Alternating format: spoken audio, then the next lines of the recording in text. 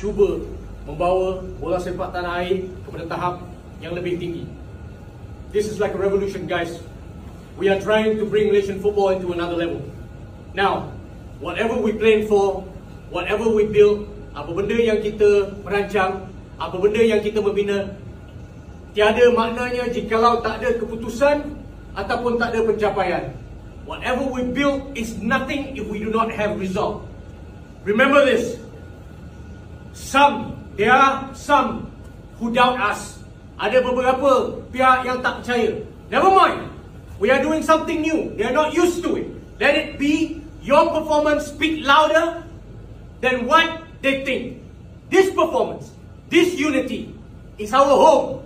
It's time for us to show our true fucking colors. Guys, if we change football in this country, jikalau kita tukar bola sepak dalam tanah air, it's all because of you. No one else.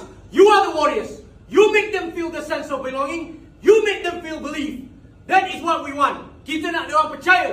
Dan salah satu cara mereka boleh percaya adalah apabila kita tunjuk perwatakan kita. Show our character. Fighting spirit. This is our home. Alright? Go! Let's go! Let's go!